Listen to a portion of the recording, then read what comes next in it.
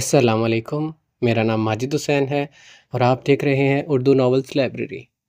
میں آج آپ کے لیے رمز محبت کی آخری قسط لے کے آیا ہوں، تو آپ سے صرف اتنی درخواست ہے کہ آپ ویڈیو کو لائک کر دیں، اور آپ کو اگر جو یہ ناول اچھا لگا ہے تو اپنا فیوریٹ کردار بتائیں تاکہ اگلا ناول اسی سے ریلیٹڈ ہو۔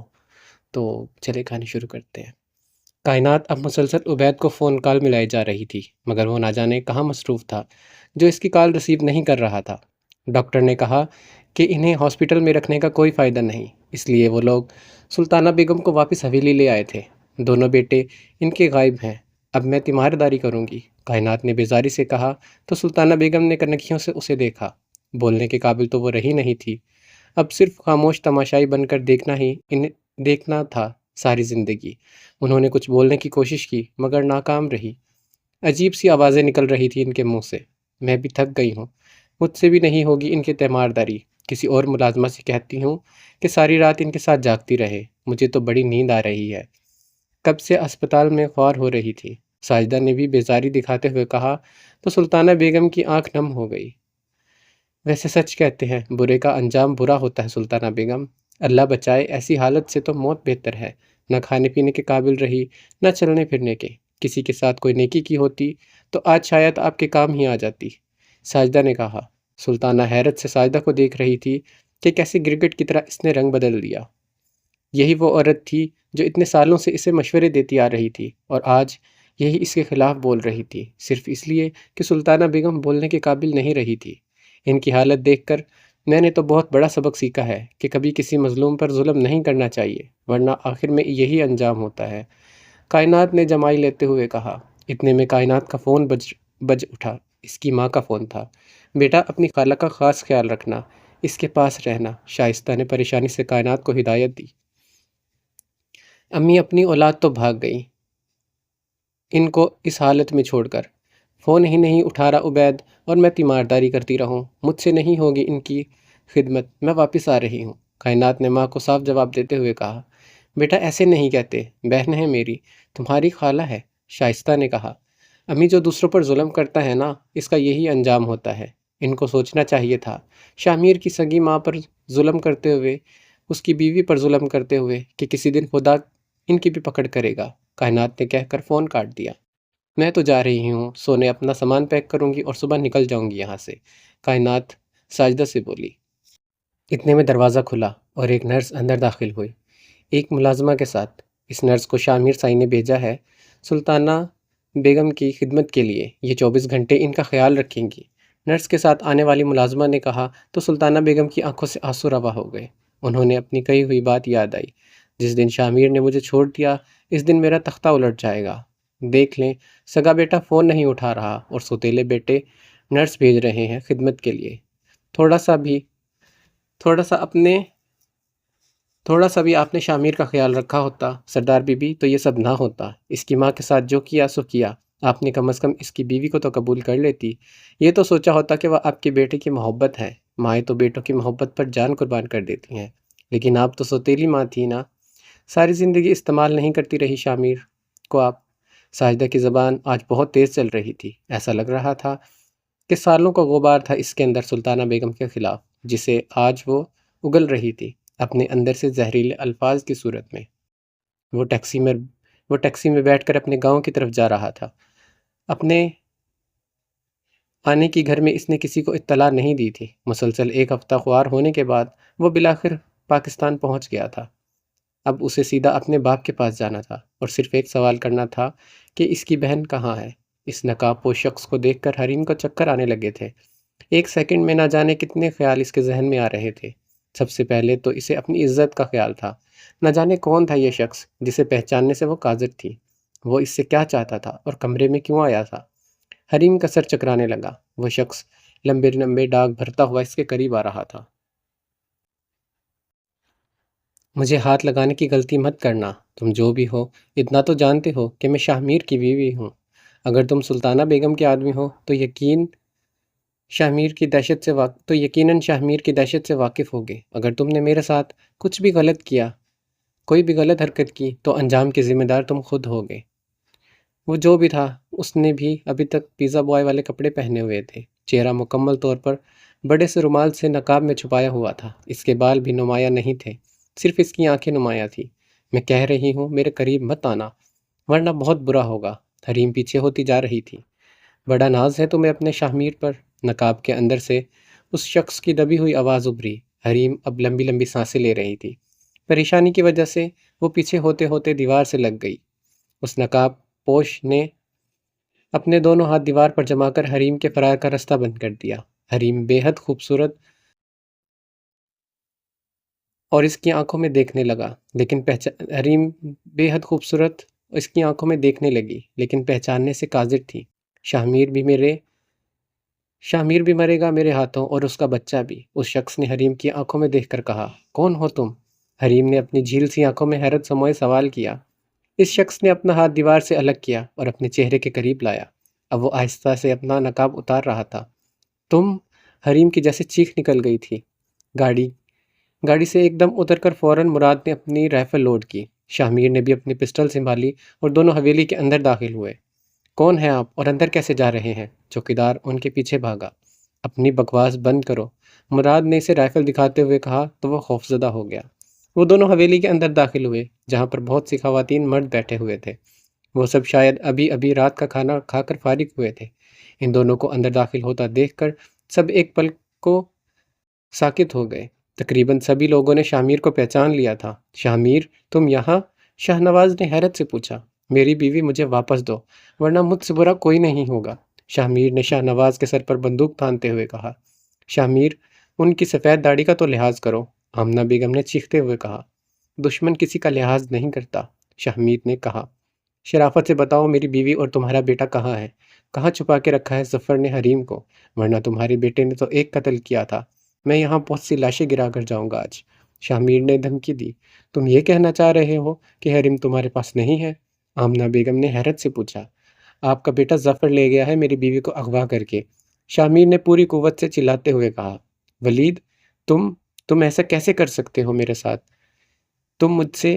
مجھے تم سے یہ امید نہیں تھی، حریم نے تقریباً چیختے ہوئے غصے سے کہا۔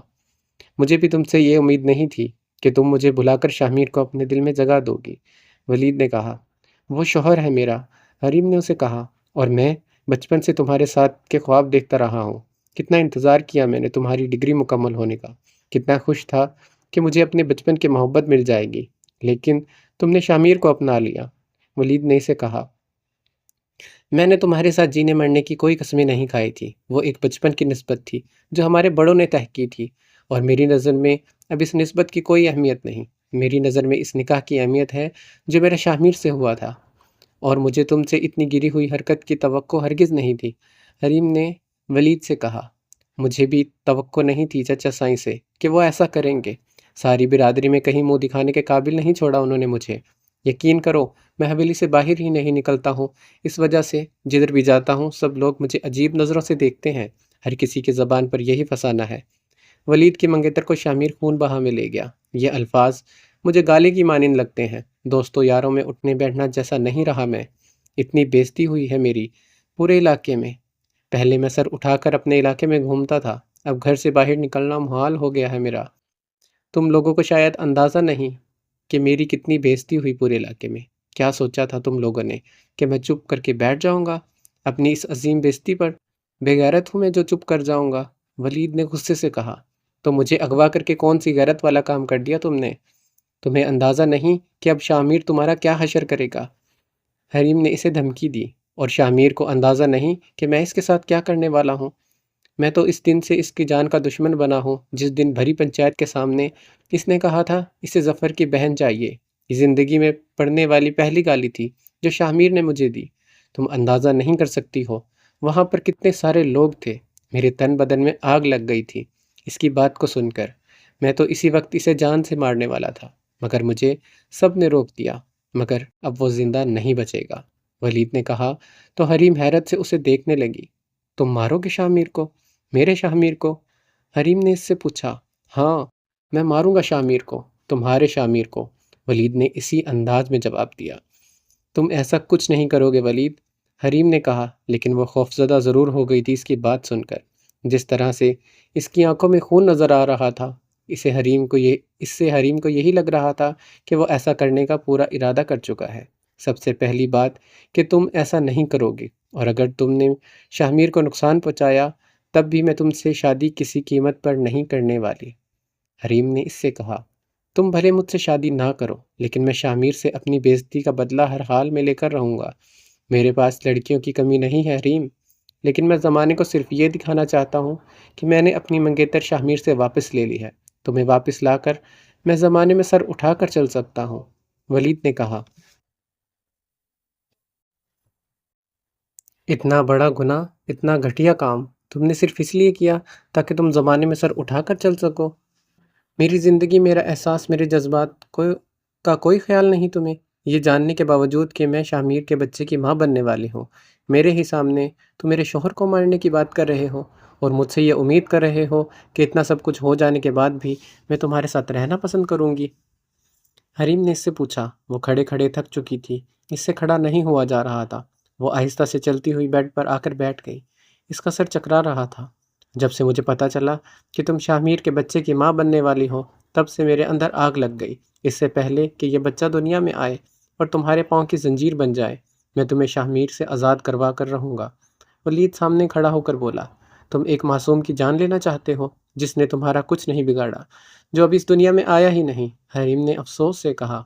پہلے حریم خوفزدہ نہیں ہوتی تھی، لیکن جب سے ظفر نے قتل کیا تھا تب سے اس کے دل میں یہ خوف بیٹھ گیا تھا کہ کبھی بھی کوئی بھی کسی کو بھی مار سکتا ہے، چاہے خود کو بچانے کے لیے ہی کیوں نہ ہو۔ اور وہی خوف آج اسے ولید سے آ رہا تھا کہ واقعی وہ شاہ میر کو مار دے گا، اور یہی خوف اسے شاہ میر سے تھا کہ وہ ظفر کو مار دے گا۔ اتنی دیر میں ولید کا ساتھی کھانا لے کر آ گیا۔ کھانا شاپر میں تھا، اس نے سامنے رکھا اور وہاں سے چلا گیا۔ تھوڑی دیر بعد وہ پلیٹ لے کر آیا۔ کھانا کھا لو۔ ولید نے کھانا پلیٹ میں نکال کر حریم کے سامنے رکھا۔ اس کی تو بھوک اڑ چکی تھی، لیکن اس ننھی سی جان کے لیے اس نے کھانا شروع کیا جو کہ اس کی کوکھ میں پل رہا تھا۔ ولید بھی اس کے ساتھ بیٹھ کر کھانے لگا۔ تم اس شخص سے کیسے محبت کر سکتی ہو جو تمہارے بھائی کا جانی دشمن بنا ہوا ہے؟ ولید نے نوالا منہ میں لے جاتے ہوئے کہا، میں اللہ سے بہتری کی امید رکھتی ہوں ولید، ہمیشہ ہی اور ہمیشہ سے ہی اللہ نے میری مدد کی ہے۔ اسی اللہ نے شاہ میر کے دل میں میرے لیے محبت ڈالی ہے، اور وہی اللہ میرے بھائی کے لیے شاہ میر کے دل میں نرمی ڈال دے گا۔ وہی رب مجھے حویلی والوں کے ظلم سے بچا کر یہاں لایا ہے، اور آگے بھی وہی میری مدد کرے گا۔ میں دعا کرتی ہوں کہ خدا تمہیں بھی ہدایت دے، کیونکہ میری دعائیں دیر سے ہی صحیح لیکن قبول ہوتی ہیں۔ حریم نے کہہ کر نوالا کھا لیا۔ پتہ ہے، مجھے پہلے شاہ میر کی یہ بات عجیب لگی تھی کہ اس نے مجھے خون بہا میں مانگا، لیکن آج جو تم نے حرکت کی ہے اس کے سامنے مجھے شاہ میر بہتر لگ رہا ہے۔ جو بھی تھا، شاہ میر عزت کے ساتھ مجھے نکاح کر کے اپنے ساتھ لے گیا، لیکن اتنی گری ہوئی حرکت تم نے کی ہے مجھے اغوا کر کے، یہ جانتے ہوئے بھی کہ اب میں کسی اور کی بیوی ہوں۔ سب سے بڑھ کر یہ کہ میں تمہاری اپنی عزت ہوں، تمہارے چچا کی بیٹی۔ یہ جو غیرت کی گردان تم میرے سامنے دہرا رہے ہو نا، اگر تم میں ذرا بھی غیرت ہوتی تو اتنی گری ہوئی حرکت نہ کرتے۔ شاہ میر کو مارنا تھا تو مار دیتے، مجھے کیوں اغوا کیا؟ حریم نے اس سے پوچھا۔ شاہ میر کا عشق سر چڑھ کر بول رہا ہے، ایسا جادو کیا ہے اس نے تم پر؟ ولید نے اس سے کہا، اس نے مجھے عزت دی ہے جو تم نہیں دے سکے۔ حریم نے اس سے کہا، ایسا کیسے کہہ سکتی ہو تم؟ کیا میں تمہاری عزت نہیں کرتا تھا؟ ولید نے اس سے پوچھا۔ تھا اور ہے میں فرق ہے۔ پہلے یہ سوچ کر تم میری عزت کرتے تھے کہ میں تمہاری منگیتر ہوں اور تمہاری بیوی بنوں گی اور تمہارے چچا کی بیٹی ہوں، لیکن آج تم مجھے صرف اور صرف شاہ میر کی بیوی سمجھ رہے ہو۔ اپنے انا کی تسکین کے لیے یہ سب کر رہے ہو تم۔ آج بھی تم میرا نہیں اپنا سوچ رہے ہو۔ شاہ میر تمہارے ہاتھوں مرے یا نہیں یہ میں نہیں جانتی، لیکن تم اب شاہ میر کے ہاتھوں مرنے والے ہو، میں جان گئی ہوں۔ حریم نے اسے کہا، چلو دیکھتے ہیں اس بازی میں کس کی موت لکھی ہوئی ہے، میری، ظفر کی یا شاہ میر کی؟ ولید ہاتھ جھاڑتے ہوئے اٹھ کھڑا ہوا اور کہتا ہوا باہر نکل گیا۔ شاہ میر، ہمارا یقین کرو، ہمیں ظفر کے متعلق کوئی علم نہیں، آمنہ بیگم نے روتے ہوئے کہا۔ کیسے یقین کروں آپ سب کا؟ شاہ میر گرنے کے انداز میں صوفے پر بیٹھ گیا اور اپنا سر دونوں ہاتھوں میں تھام لیا۔ پھر کافی دیر کے لیے سب خاموش ہو کر وہاں بیٹھ گئے اور سوچنے لگے، البتہ مراد رائفل سنبھالے شاہ میر کے پیچھے صوفے پر کھڑا تھا۔ لڑکے، تم رائفل ایک طرف رکھو اور آرام سے بیٹھ جاؤ، یہ ہمارا داماد ہے، ہماری بیٹی کا شوہر ہے، ہم اسے نقصان نہیں پہنچائیں گے۔ بے فکر رہو۔ حریم کی پھپھو نے مراد سے کہا تو اس نے شامیر کی طرف دیکھا جیسے اجازت لے رہا ہو۔ شامیر نے آنکھوں کے اشارے سے بیٹھ جانے کے لیے کہا تو وہ بیٹھ گیا۔ حریم کو کسی نے اغوا کیا ہے، میری بچی نہ جانے کیسی ہوگی، شاہ نواز نے کہا۔ آپ کے ظفر کے پاس ہے اور کہیں نہیں، شامیر اب آرام سے بول رہا تھا۔ وہ بہت تھک چکا تھا اور مسلسل جاگ رہا تھا کل سے، اوپر سے اتنا لمبا سفر اور پریشانی، قریب تھا وہ گر پڑتا، لیکن وہ بہت مضبوط اعصاب کا مالک تھا۔ سفر کو اگر اپنی بہن لینی ہوتی تو وہ ڈنکے کی چوٹ پر لے کر جاتا تمہارے گھر سے، وہ کیوں اپنی بہن کو اس طرح سے لے کر جائے گا؟ حریم کی پھپھو نفیسہ نے کہا۔ کیونکہ وہ بزدل ہے، ڈرتا تھا شاید کہیں میں اسے مار نہ دوں، شامیر نے کہا۔ شامیر، مجھے بس اتنا پتا ہے وہ لاس اینجلس سے نکلا ہے، باقی وہ اب تک یہاں نہیں پہنچا اور میں کچھ نہیں جانتا، شاہ نواز نے کہا۔ حریم کے اغوا کا سن کر ان کی حالت غیر ہو گئی تھی، ان سے بولا نہیں جا رہا تھا، وہ لمبی لمبی سانسیں لینے لگے۔ چچا سنبھالے خود کو، مل جائے گی حریم، ریان نے ان کے شانوں کو تھام کر کہا۔ کیسے سنبھالو خود کو، اپنی بچی میں نے خود آنکھ میں جھونک دی، شاہ نواز نے شامیر کی طرف دیکھتے ہوئے کہا۔ شامیر، تم میری بچی کو مارتے رہے، تھپڑ سے تم نے اس کا استقبال کیا اور اس کی ویڈیو بنا کر بھیجتے رہے، تمہاری ماں اسے جانوروں کی طرح مارتی رہی اور ہمیں ویڈیو بھیجتی رہی۔ مجھے بتاؤ یہ کہاں کی انسانیت ہے؟ تمہارے بھائی کو حریم نے نہیں مارا تھا، کیوں اس کے ساتھ یہ سب تم لوگوں نے کیا؟ آمنہ بیگم روتے ہوئے شکوہ کر رہی تھی۔ پلیز، میں اس وقت بہت پریشان ہوں اپنی بیوی اور بچے کے لیے، آپ پلیز ابھی ایسی کوئی بات نہ کریں، میرے دماغ پہلے ہی معاف ہو چکا ہے، شامیر نے کہا۔ تم میری بچی کی حفاظت نہ کر سکے، آمنہ بیگم نے پھر کہا۔ آمنہ چپ کر جاؤ، دیکھ نہیں رہی وہ پہلے ہی پریشان ہے، شاہ نواز نے کہا۔ کیسے چپ کر جاؤں، میری بچی اغوا ہوئی ہے، اس کی ذمہ داری تھی حریم کی حفاظت، نہ جانے کس حال میں ہوگی، آمنہ بیگم نے روتے ہوئے کہا۔ جس حال میں بھی ایک بہن کو اپنے بھائی کے پاس ہونا چاہیے، اسی حال میں ہوگی وہ، اور آپ کا بیٹا مجھے بچے کو مارنے کی دھمکی دے رہا ہے پیغام بھیج کر، شامیر نے جتایا۔ ظفر حریم کے بچے کو نقصان پہنچانے کا سوچ بھی نہیں سکتا، یہ کوئی اور ہے شامیر، اور تم ظفر سمجھ کر آرام سے بیٹھے ہو، شاہ نواز نے کہا۔ کوئی اور نہیں ہے اور میں اپنی بیوی کو لیے بغیر یہاں سے نہیں جانے والا، شامیر نے کہا۔ ریان، شامیر اور اس کے ساتھی کے لیے کھانا لے آؤ، شاہ نواز نے کہا۔ مجھے آپ کے کھانے کی ضرورت نہیں، برائے مہربانی میری بیوی مجھے واپس کر دے، اور جو طلاق کی دھمکی دی ہے بیٹے نے کی ہے، اس کا تو خیال اپنے ذہن سے نکال دیں، شامیر اپنی کنپٹیوں پہ اپنی انگلی سے مسلتا ہوا بولا۔ ایسا کچھ نہیں ہے، جس نے بھی تمہیں پیغام بھیجا ہے وہ یقیناً ظفر نہیں ہے، وہ حریم کے متعلق ایسی بات نہیں کر سکتا، وہ اس کی بہن ہے، ظفر نہ تو اس بچے کو نقصان پہنچائے گا اور نہ اس کا گھر تباہ کرنے کا سوچ سکتا ہے، شاہ نواز نے کہا۔ تمہاری ماں کا کام ہوگا یہ جو میری بچی کے ساتھ جانوروں کی طرح سلوک کرتی تھی، آمنہ بیگم نے اسے کہا۔ شامیر نے بیزاری سے آمنہ بیگم کی طرف دیکھا، وہ چپ ہونے کا نام نہیں لے رہی تھی اور شامیر ان کی باتوں سے پریشان ہو رہا تھا۔ آمنہ، تم چپ ہو جاؤ،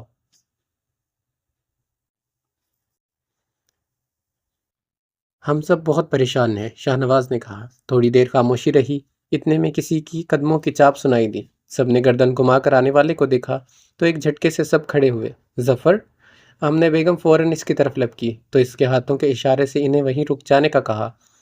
اس کے تیور اتنے خطرناک تھے کہ آمنہ بیگم ایک پل کو خوفزدہ ہوئی اور وہیں ان کے قدم جم گئے۔ ظفر نے ایک نظر وہاں پر موجود تمام افراد پر دوڑائی اور اس کی نظریں شامیر پر آ کر ٹھہر گئی۔ وہ اسے پہچان گیا تھا کیونکہ اس نے اس کی کافی تصویریں دیکھ رکھی تھی۔ شامیر آہستہ سے کھڑا ہوا اور اپنی جیب میں موجود پسٹل کی طرف اپنا ہاتھ لے جانے لگا۔ آمنہ بیگم کی نظر اب شامیر پر تھی جو آہستہ سے پسٹل نکال رہا تھا۔ ان کا دل ڈوب گیا۔ حریم کہاں ہے؟ ظفر نے شاہ نواز کو دیکھتے ہوئے سوال کیا تو سب کو جیسے سانپ سونگھ گیا۔ میں پوچھ رہا ہوں کہاں ہے میری بہن؟ ظفر اتنے زور سے چلایا کہ پوری حویلی میں اس کی آواز گونجنے لگی اور یہ سن کر شامیر کے پیروں تلے سے زمین سرک گئی۔ حریم تمہارے پاس نہیں ہے؟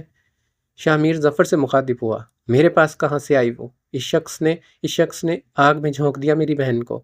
ظفر شاہ نواز کی جانب لپکا اور ان کا گریبان پکڑ لیا۔ ظفر، اپنے باپ کا گریبان پکڑ رہے ہو تم؟ کوئی تمیز ہے یا نہیں؟ آمنہ بیگم نے اسے دھکیلتے ہوئے کہا۔ انہیں تمیز تھی، کوئی اپنی بیٹی دیتا ہے خون بہا میں؟ مجھے بچانے کے لیے آپ نے میری بہن کو قربان کر دیا۔ اندازہ ہے آپ کو کہ کیسا سلوک کیا جاتا ہے ایسی لڑکیوں کے ساتھ؟ اس سے اچھا تھا یہ شخص مجھے ہی مار دیتا، ظفر نے شاہ میر کی طرف اشارہ کرتے ہوئے کہا۔ پھر وہ شاہ میر کے سامنے آ کھڑا ہوا۔ میں تمہارے سامنے ہوں شاہ میر، بنا ہتھیار کے۔ مجھے مار دو اور میری بہن کو آزاد کر دو اس غلامی کی زندگی سے۔ ظفر نے شاہ میر کی آنکھوں میں دیکھتے ہوئے کہا، میں تمہارا مجرم ہوں، مجھے مار دو، میری بہن کو آزاد کر دو، ظفر نے کہا۔ شاہ میر کی آنکھوں میں ظفر کو دیکھ کر خون اتر آیا تھا، لیکن ابھی اسے صرف یہی پریشانی تھی کہ اگر حریم ظفر کے پاس نہیں تو کہاں ہے؟ حریم اغوا ہو گئی ہے، پہلے مجھے اسے ڈھونڈنا ہے، تم سے بعد میں نمٹ لوں گا، چلو مراد، شاہ میر کہتا ہوا وہاں سے جانے لگا۔ مراد اس کے پیچھے ہو لیا۔ حریم اغوا؟ ظفر بولا۔ رکو شاہ میر، ظفر نے پیچھے سے پکارا تو وہ رک گیا۔ ظفر چلتا ہوا اس کے قریب آیا۔ اس کی حفاظت تمہاری ذمہ داری تھی نکاح کے بعد، یہ حفاظت کی ہے تم نے اس کی؟ ظفر غصے میں تھا مگر کنٹرول کیے ہوئے تھا۔ مجھے تو اب بھی شک ہے تم پر، شاہ میر نے کہا۔ مجھے اگر حریم کو لے جانا ہوتا تو مجھے اغوا کرنے والے ڈرامے کی ضرورت نہیں تھی شاہ میر، وہ میری بہن ہے اور میں تمہارے سامنے اسے لے جا سکتا تھا۔ ظفر نے کہا، پھر یقیناً تمہارا کزن ولید کا کام ہے، مراد نے کہا۔ ولید پچھلے ایک ہفتے سے حویلی سے غائب ہے، کہہ کر گیا تھا بہت ضروری کام سے جا رہا ہوں، اور اس کا نمبر بھی ایک ہفتے سے بند ہے۔ مجھے بھی لگ رہا ہے یہ ولید کا کام ہے، کیونکہ اس نے ایسی بہت ساری باتیں مجھ سے بولی تھی، ریان نے کہا۔ شاہ میر نے ریان کی طرف دیکھا۔ کچھ اندازہ ہے تمہیں وہ کہاں ہوگا؟ شاہ میر نے اس سے پوچھا۔ نہیں، مجھے نہیں پتا، مگر وہ تم سے بدلہ لینے کی باتیں کر رہا تھا، بلکہ تمہیں جان سے مار دینا چاہتا تھا، ریان نے اسے بتایا۔ اتنے میں شاہ میر کا فون بجا۔ اس کے کزن کی کال تھی جو سیکرٹ سروسز میں تھا، عدنان بلوچ۔ شاہ میر، ان لوگوں کی لوکیشن معلوم ہو گئی ہے، ان کی فون کالز کا ریکارڈ مل گیا ہے۔ فون میں عدنان کی آواز ابھری۔ پتہ چل گیا اغوا کاروں کا؟ شاہ میر نے اس سے پوچھا۔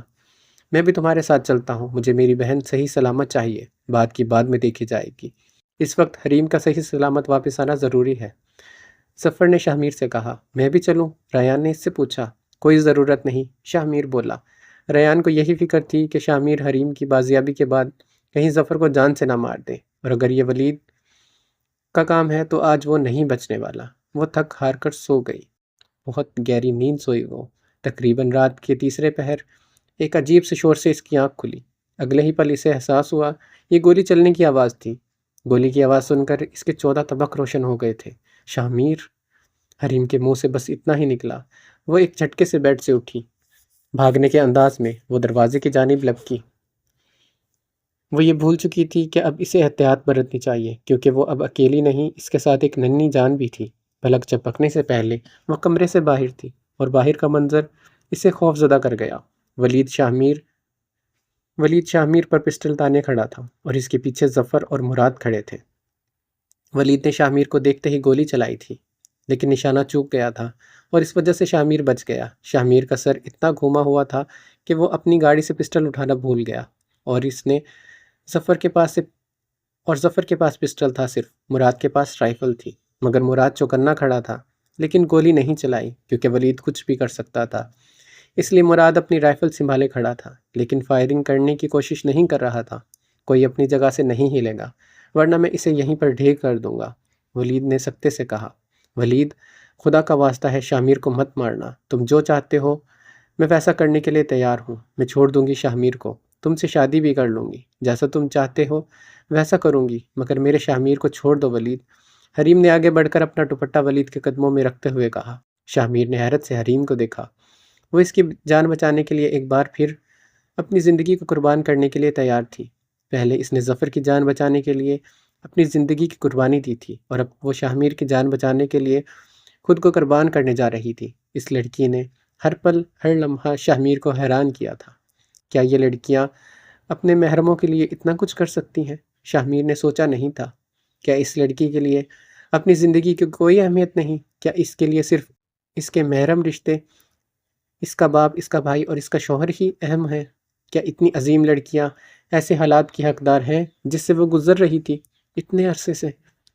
اپنے بھائی کی جان بچانے کے لیے وہ دشمنوں کے گھر چلی گئی، اور اب اپنے شوہر کی جان بچانے کے لیے اپنی محبت کو چھوڑ کر، اپنے بچے کو چھوڑ کر، اپنے سب سے ناپسندیدہ شخص کے ساتھ زندگی گزارنے کے لیے تیار ہو گئی ہے، صرف اس لیے کہ اس کا شوہر بچ جائے۔ شاہ میر حیران تھا، بہت پریشان۔ کیا وہ شاہ میر سے اتنی محبت کرتی تھی کہ اسے کسی چیز کی پرواہ نہیں تھی؟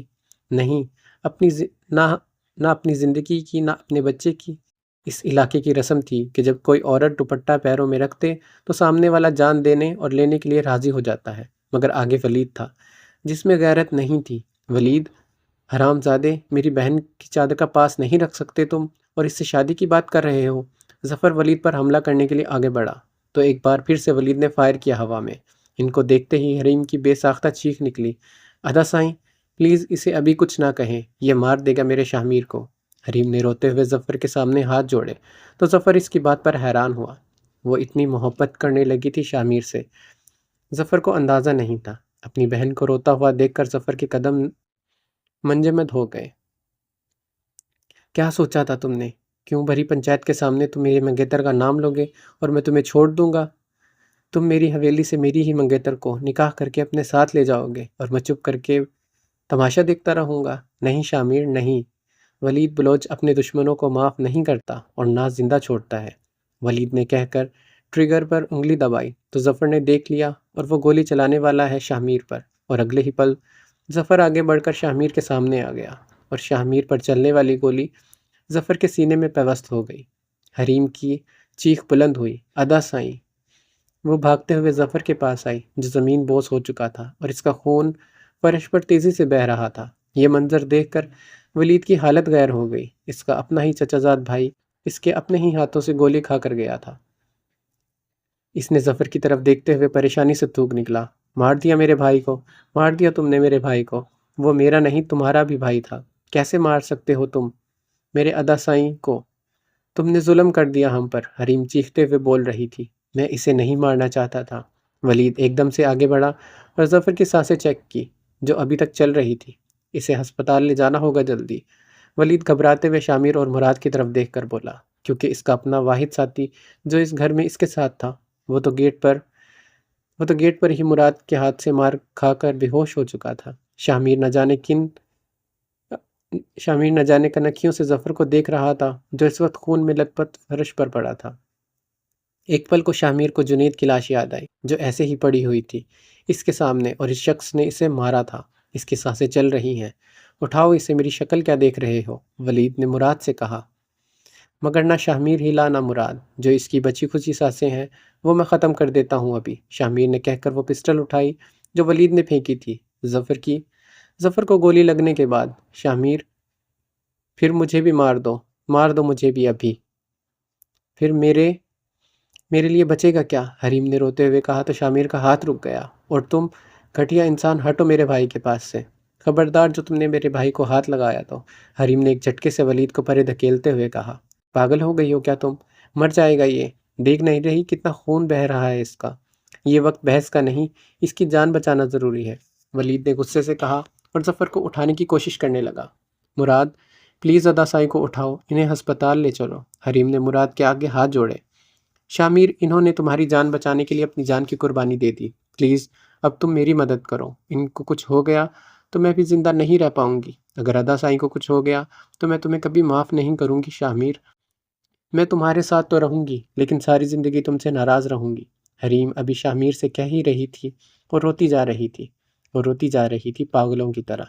شاہ میر سے حریم کی یہ حالت دیکھی نہ گئی تو وہ مراد سے بولا، مراد اٹھاؤ اسے اور ہاسپٹل لے جاؤ۔ شاہ میر نے حقارت سے ظفر کی طرف دیکھتے ہوئے کہا۔ ولید اور مراد دونوں نے اسے اٹھایا اور ہسپتال لے آئے۔ یہ پولیس کیس تھا لیکن ڈاکٹروں نے اس کی حالت دیکھی تو فوراً آپریشن شروع کیا۔ پولیس کا انتظار کرنا مطلب ظفر کی جان سے ہاتھ دھونا۔ وہ سب آپریشن تھیٹر کے باہر انتظار کر رہے تھے۔ حریم نے رو رو کر برا حال کر لیا تھا، ایک گھونٹ پانی کا حلق سے نہیں اتارا تھا۔ ولید کونے میں سر جھکائے کھڑا تھا۔ شاہ میر حریم کے ساتھ بیٹھا اسے چپ کروانے کی کوشش کر رہا تھا اور ولید کو خون خوار نظروں سے بھی دیکھتا جا رہا تھا۔ حریم، تم گھر چلو، تمہاری طبیعت ٹھیک نہیں ہے، شاہ میر نے اسے شانوں سے تھام کر کہا۔ نہیں، جب تک مجھے ادا سائیں کی طرف سے خیر خبر نہیں آتی میں یہاں سے ہلنے والی بھی نہیں، حریم نے سختی سے اس کی آنکھوں میں دیکھتے ہوئے کہا۔ شاہ میر چپ ہو گیا اور پھر اس نے اپنی آنکھیں ولید پر گاڑ لیں۔ ولید کو اپنی آنکھوں کے سامنے اندھیرا چھاتا ہوا محسوس ہوا۔ وہ اس کا چچا زاد بھائی تھا، اس کے گھر کا اہم فرد، اس کے بچپن کا دوست۔ ہر پل، ہر لمحہ ایک فلم کی طرح اس کے ذہن میں چلنے لگا۔ اس کا اپنا بھائی اس کے ہاتھوں مر رہا تھا۔ کیسے زندہ رہے گا وہ؟ ساری زندگی اس گلٹ کے ساتھ، اس بوجھ کے ساتھ۔ اسے اب سخت غصہ آ رہا تھا اپنے کیے پر، اپنی جلد بازی پر۔ کیسے رہے گا وہ اپنے گھر میں، اپنے علاقے میں؟ اس کے بعد اگر ظفر نہ رہا تو کیسے نظر ملا سکتا تھا وہ اپنی ماں سے، اپنے باپ سے، اپنے بھائیوں سے، اپنی پھپھوں سے؟ سوچ سوچ کر اس کا سر پھٹا جا رہا تھا۔ اتنے میں پولیس بھی آ گئی۔ گولی کس نے چلائی؟ پولیس نے شاہ میر سے سوال کیا۔ نامعلوم افراد نے، شاہ میر نے ولید کی طرف دیکھتے ہوئے کہا۔ ولید سمجھ گیا کہ وہ اس کا نام صرف اس لیے نہیں لے رہا تاکہ وہ خود اسے مارنا چاہتا تھا، پولیس کے حوالے نہیں کرنا چاہتا تھا۔ کیوں نہیں لیا تم نے اس شخص کا نام؟ اسے پولیس کے حوالے کر دو، حریم نے شاہ میر سے کہا۔ اسے میں اپنے ہاتھوں سے عبرت کا نشان بنانا چاہتا ہوں، تم ابھی آرام سے بیٹھو، شاہ میر نے حریم سے کہا۔ شاہ میر، میں پریئر روم میں جانا چاہتی ہوں، ڈھیروں دعائیں کرنی ہیں، میرا بھائی ٹھیک ہو جائے گا نا؟ اس نے اس سے سوال کیا، آنسوؤں سے تر چہرہ، بکھرے بال، روندی ہوئی آواز۔ شاہ میر کے دل کو کچھ ہوا۔ ہاں میں تمہیں لے کر چلتا ہوں، لیکن پہلے یہ پانی پیو۔ اس نے پانی کی بوتل اس کی جانب بڑھائی۔ اس نے 2 گھونٹ پانی پیا اور بوتل واپس کر دی۔ شاہ میر نے اس کے چہرے پر بکھرے بالوں کو ٹھیک کیا اور اٹھ کھڑا ہوا۔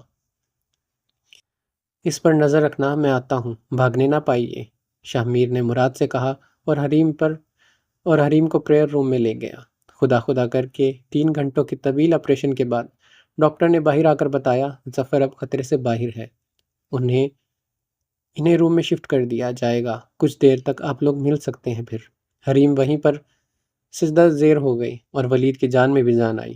وہ جو 3 گھنٹے سے کھڑا تھا اب سے نشست پر بیٹھ گیا اور سر دونوں ہاتھوں سے تھام لیا۔ اس کا اٹھانے والا ایک غلط قدم آج اس کی زندگی کتنی بڑی قیامت لانے والا تھا، اس کا اندازہ اب اسے ہو رہا تھا، بلکہ ہو چکا تھا۔ ان دونوں کے برعکس شاہ میر کا چہرہ بالکل سپاٹ تھا، ہر احساس سے عاری، نہ خوشی، نہ غصہ، نہ دکھ، بس حریم کی فکر تھی جو اتنے عرصے سے اپنے ناکردہ گناہوں کی سزا بھگت رہی تھی۔ اسے اطمینان ہوا کہ کم از کم اب حریم کے دل کو سکون ملا۔ ولید موقع پا کر وہاں سے فرار ہو گیا، جانتا تھا اب ظفر اور شاہ میر اسے نہیں چھوڑنے والے۔ کتنا عجیب قانون ہے قدرت کا، جس شخص کو میں اتنے عرصے سے اس کی جان لینے کے لیے ڈھونڈ رہا تھا، وہ شخص آج میرے سامنے آیا تو میں اس کی جان بچانے چلا آیا۔ اپنے گھر کے لان میں بیٹھا شاہ میر مراد سے کہہ رہا تھا۔ تقریباً ان کا سارا دن ہسپتال میں گزرا اور اب وہ حریم کو لے کر گھر آیا۔ ان سب نے رات کا کھانا کھایا اور اب حریم سکون کی نیند سو چکی تھی۔ رات کے 11 بج رہے تھے۔ باہر لان میں ہلکی ہوا چل رہی تھی، گرمیوں کی آمد کا اشارہ تھا کہ یہ ہوا بھلی لگ رہی تھی۔ شاہ میر اور مراد دونوں کے بال ہوا میں آگے پیچھے ہو رہے تھے۔ وہ دونوں لان میں بینچ پر بیٹھے ہوئے تھے۔ تم جسے مارنا چاہتے تھے، آج اس نے تمہاری جان بچائی، مراد نے اسے کہا۔ لیکن اس نے میرے بھائی کی جان تو لی تھی نا، اپنی جان بچانے کے لیے۔ میرے بھائی میں نے تو صرف ارادہ کیا تھا اس کے قتل کا، لیکن اس نے تو قتل کر ہی ڈالا میرے بھائی کو۔ شاہ میر کا دل ابھی بھی ظفر کی طرف سے صاف نہیں تھا، شاید کبھی ہوگا بھی نہیں۔ وہ صرف حریم کی خاطر چپ ہو گیا تھا اور ظفر کو معاف کر دیا تھا اس نے۔ میرے خیال سے تمہیں اب آرام کرنا چاہیے، بہت تھک گئے ہو، مراد نے اسے کہا۔ اگر تم یہاں حریم کا خیال رکھو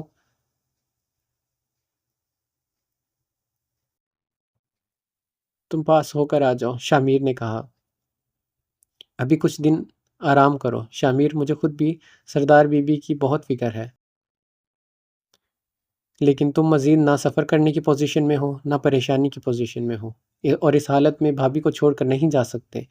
مراد نے اسے بتایا، مجھے جلد از جلد اماں کا اچھا علاج کروانا ہوگا تاکہ وہ چلنے پھرنے اور بولنے کے قابل ہو جائے، شاہ میر نے اسے کہا۔ مراد اسے دیکھ کر حیران تھا۔ وہ سمجھ سکتا تھا کہ 28 سال جس عورت کو اس نے ماں کا درجہ دیا، اس سے نفرت وہ چاہ کر بھی نہیں کر پا رہا تھا۔ حریم کی ملاقات یہاں حلیمہ سے ہوئی اور ساری سچائی اسے پتہ چلی تو وہ حیران ہوئی، اور سلطانہ بیگم کے عبرت ناک انجام نے بھی اسے حیران کر دیا۔ ہو سکے تو آپ دونوں میری اماں کو معاف کر دیجیے گا، شاہ میر نے حریم اور حلیمہ سے کہا۔ اس کی آنکھیں نم تھی اور سر جھکا ہوا تھا۔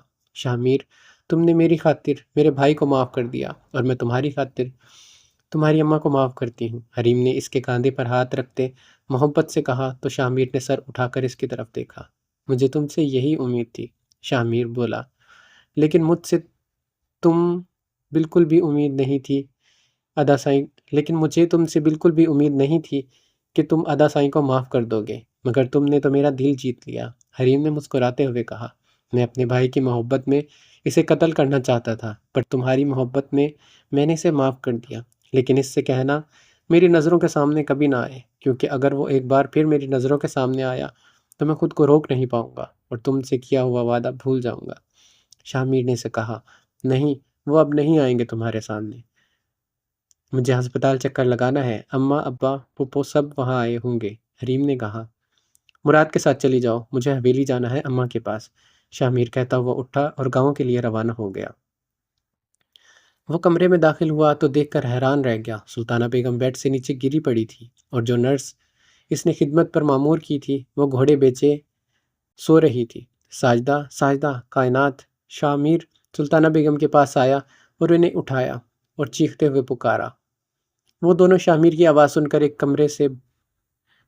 ایک کمرے میں آ گئی۔ نمک حرام عورت!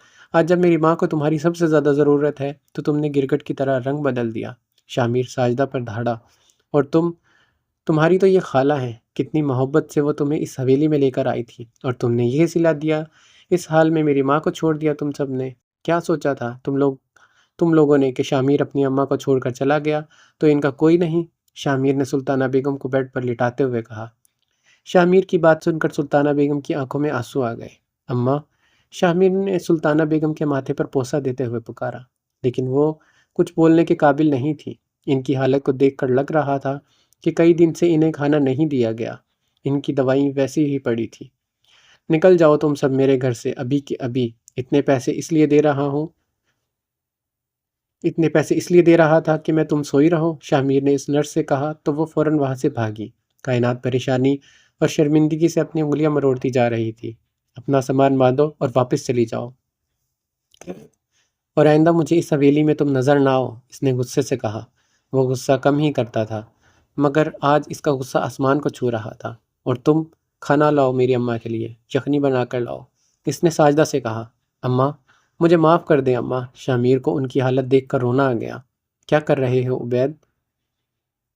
عبید جو سلطانہ بیگم کی حالت کا سن کر حویلی آیا تھا، شامیر نے اسے رائفل لوڈ کرتے ہوئے دیکھا تو پوچھا، جو کام آپ سے ادھورا رہ گیا میں اسے پورا کرنا چاہتا ہوں۔ عبید نے اسے کہا، نہیں عبید، اس دشمنی کو یہیں پر ختم کر دو۔ میں نہیں چاہتا کہ میرا چھوٹا بھائی کسی کے خون سے اپنے ہاتھ رنگے۔ میں تمہیں اس راہ پر چلتا ہوا نہیں دیکھ سکتا۔ پہلے بھی میری غفلت کی وجہ سے جنید ایسی راہ پر چلا۔ شامیر نے رائفل اس سے لے کر سائیڈ پر رکھا۔ لیکن بھائی، لوگ کیا کہیں گے کہ ہم نے بدلہ نہیں لیا، ہم کمزور ہیں، عبید نے اسے کہا۔ صرف یہ 4 الفاظ کہ لوگ کیا کہیں گے، ان چاروں الفاظ نے زندگیاں تباہ کر دی، کئی دشمنیوں کی بنیادیں رکھی، ظلم کا آغاز ہوا صرف ان 4 الفاظ کی وجہ سے کہ لوگ کیا کہیں گے۔ اس دشمنی کو یہیں پر دفن کر دو میرے بھائی، ورنہ یہیں سے نسل در نسل دشمنی کا آغاز ہو جائے گا اور ہمارے بچے مریں گے۔ ہمارے بچوں میں سے کوئی آزادی کے ساتھ گھوم پھر نہیں سکے گا، تعلیم حاصل نہیں کر سکتا۔ اگر ایسی دشمنی کی بنیادیں رکھیں گے تو اس کا خمیازہ ہماری آنے والی نسلوں کو بھگتنا پڑے گا۔ کیا تم دیکھ نہیں رہے آس پاس کے علاقے کے حالات، کس طرح سے قبائلی جھگڑوں نے لوگوں کی زندگیاں جیرن کر رکھی ہیں؟ بہتر یہی ہوگا ہم اس قصے کو یہیں پر ختم کر دیں۔ معاف کرنے والوں کو اللہ پسند کرتا ہے۔ دوسروں کو سزا دینے سے بہتر ہے ہم اپنے والدین کی صحت یابی کے لیے دعا کریں، ان کی خدمت کریں اور ان کا خیال رکھیں۔ ظفر کو مارنے کی اتنی ضرورت نہیں جتنی اس وقت ہمارے ماں باپ کو ہماری ضرورت ہے۔ دشمن کو سزا دینے سے بہتر ہے ہم اپنے پیاروں کی خدمت کریں۔ میں نے اسے معاف کر دیا، تم بھی معاف کر دو۔ اللہ تعالیٰ فرماتا ہے، تم اپنے گناہ گاروں کو معاف کرو تاکہ میں تمہیں معاف کروں۔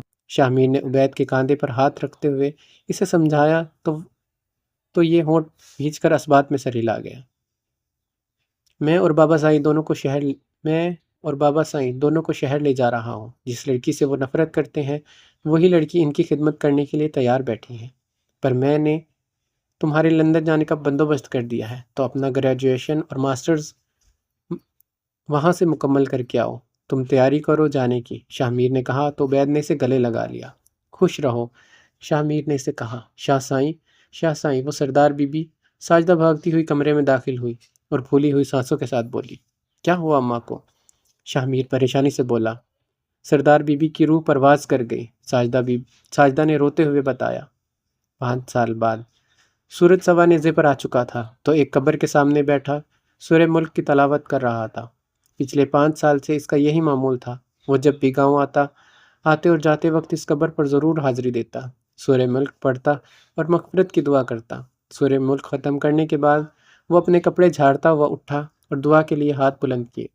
قبر کے کتبے پر سلطانہ بیگم لکھا ہوا تھا، جلدی کرو سب سمیٹو، آج میں بہت تھک گئی ہوں، جلدی سے کلینک بند کرو، میرے بچے میرے انتظار کر رہے ہوں گے۔ شاہ میر بھی گاؤں سے روانہ ہے۔ حریم نے اپنا بیگ اٹھاتے عجلت میں اپنی ساتھی ڈاکٹر سے کہا جو اس سے جونیئر تھی، ایک مریض آیا ہے۔ اچانک دروازہ کھول کر جمیلہ نے کہا جو وہاں کام کرتی تھی، نہیں میں بہت تھک گئی ہوں، اسے کہو 7 والے کلینک میں چلا جائے۔ حریم نے بیزاری سے کہا، کہہ رہا ہے دل میں درد ہے۔ جمیلہ نے کہا، ہاں تو دل کے ڈاکٹر کے پاس جائے، میں تو دل کے ڈاکٹر نہیں۔ حریم نے اپنا موبائل بیگ میں ڈالتے ہوئے کہا، کہہ رہا ہے انہیں عشق کا مرض لاحق ہو گیا ہے، جلدی علاج کرے ورنہ حالت غیر ہو جائے گی۔ جمیلہ نے اپنی مسکراہٹ دباتے ہوئے کہا تو حریم کمر پر ہاتھ رکھ کر اسے پکارا، شاہ میر اندر آ جاؤ۔ حریم کے چہرے پر مسکراہٹ پھیل گئی، ڈاکٹر صاحبہ جلدی علاج کریں ورنہ بندہ گیا کام سے۔ شاہ میر نے اندر آتے ہوئے کہا، حد ہو گئی۔ حریم بولی، چلو اب گھر۔ حریم نے دروازے کی طرف بڑھتے ہوئے کہا، لیکن میرا علاج؟ شاہ میر بولا، اس مرض کا کوئی علاج نہیں اور میں اس کا علاج کروں گی بھی نہیں۔ اگر اس عشق کے مرض نے تمہیں چھوڑ دیا تو تم مجھے چھوڑ دو گے، حریم نے کہا اور دونوں کا قہقہا ایک ساتھ بلند ہوا۔ کہانی یہاں پر ختم ہوتی ہے اور آپ جلدی سے کمنٹ کر کے بتائیں یہ کہانی آپ کو کیسی لگی، اور جاتے جاتے اس ویڈیو کو لائک کرتے جائیں اور کمنٹ باکس میں بتائیں کہ آپ کو نیکسٹ ناول کون سا چاہیے، اور ایسا کیجیے گا ایسے رائٹر کا بتائیں جس سے پرمیشن ایزیلی مل جائے۔ اپنا بہت سارا خیال رکھیے گا۔ اللہ حافظ۔